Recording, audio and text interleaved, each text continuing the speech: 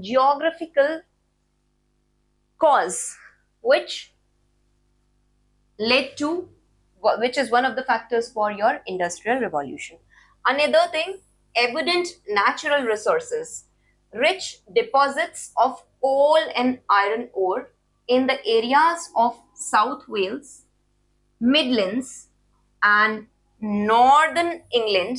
They were crucial for fueling the steam engines, building the machines, railways, and the ships, right? We have seen in inventions puddling, third or fourth point above in the PPT, right? It was a process of creating cheaper iron and better high quality iron. So definitely, if any place has resources, for example, in India, you see that it is the northern eastern part. Okay, you will see in Jamshedpur. Okay, there's an area Jamshedpur where Ratan Tata, he had established the this coal and iron industry. So understand that if some place is over here, definitely it is going to be a place of employment also for the people. Already natural resources are there, right? So ultimately it will attract the people from the villages to come and start living in these places, apart from the machinery that is created by them. So unlike many other European nations, these resources were found close to each other. You will study in GS1 geography also, there is this chapter on transportation, NCERT mentions about this, that if the raw material, if any raw material, okay, if it is nearby, first of all, production unit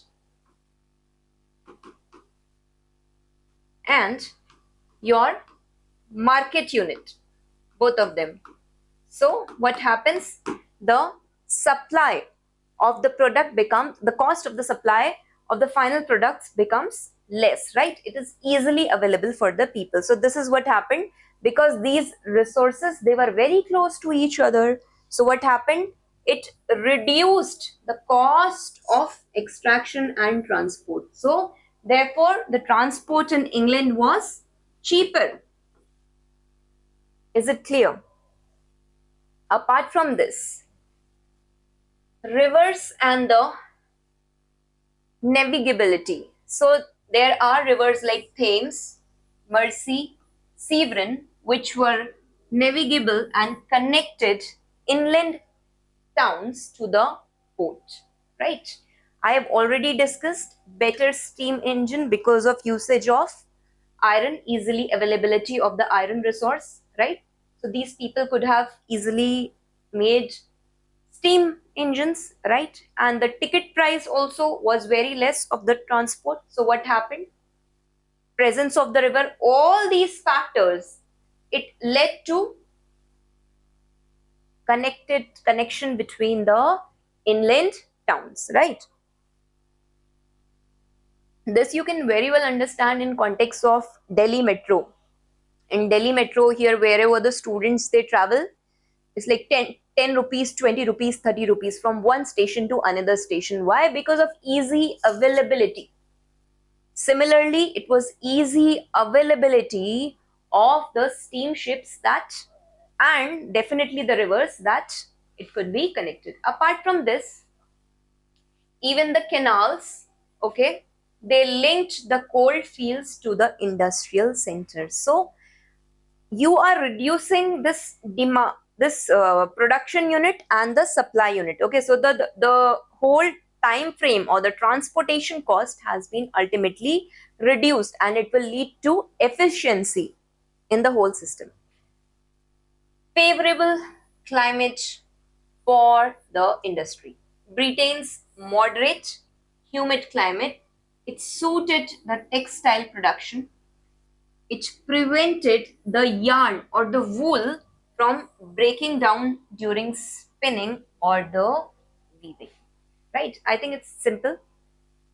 Example you can see of two textile centers, Lancashire and Manchester.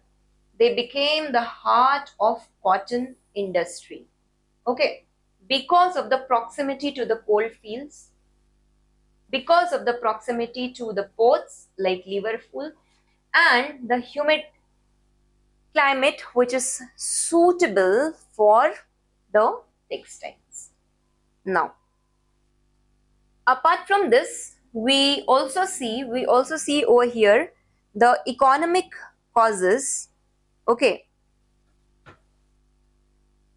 expansion of trade. Now, definitely, if you understand that Britishers, they came to India as traders. Initially, these people were a trading class, right? They were not very uh, fighter like you study in Ottoman Turks. They were merely some traders, right? But their main motive, it was to earn money. Initially, over here, you see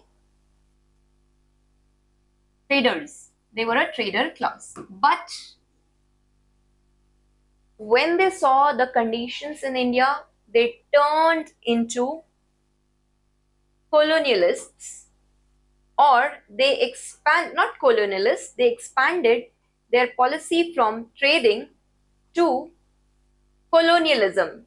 When you will control land of somebody, only then you can get the most of the benefits, right? As traders, you can't get the benefits. And when they control the land after 1757, right, they started controlling whole politico administrative. I have done in the introduction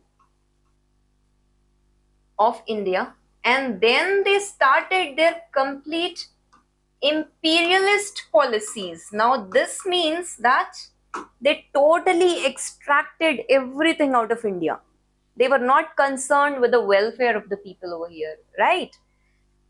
So, what happens by 18th century, Britain had become a global trading power, defeating the rivals like France in the Seven Years' War. This gave Britain a monopoly over seas trade. Have you seen that when we were discussing American Revolution? Even in American Revolution, we saw that one of the reason of American Revolution, what was it?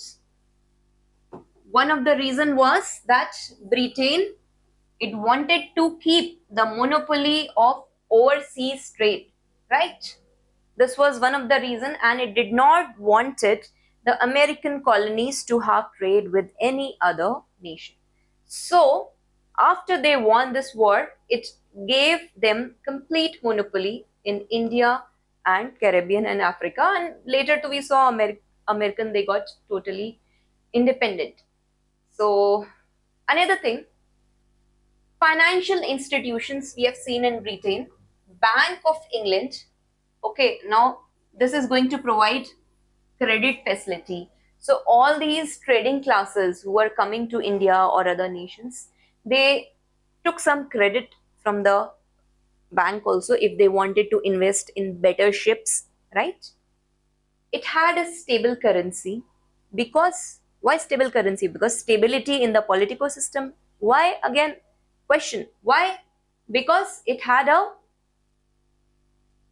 constitutional monarchy, right? And the loans for industrial ventures, right? The insurance sector protected merchants from shipping losses, and it encouraged the risk taking. Now, capital accumulation. Whatever wealth these Britishers were getting from cotton, from sugar, from tobacco or indigo, it was reinvested again in the industries of Britain. Right? They were picking up the raw material from India and they were taking it to Britain in the industries, and from those industries they were reinvesting it over there, and then they were making the final product, and they were selling them towards all throughout the other colonies. Is it clear? Apart from this, rich merchant classes, they funded the factories and mechanizations. Okay. Profit from, you see it's written here, profit from the East India Company trade. Profit from, this is important line, profits from the East India Company trade, it had helped fund cotton and textile mills in Lancashire. So you can say that these Britishers, they were sustaining their whole industrial base mostly via taking the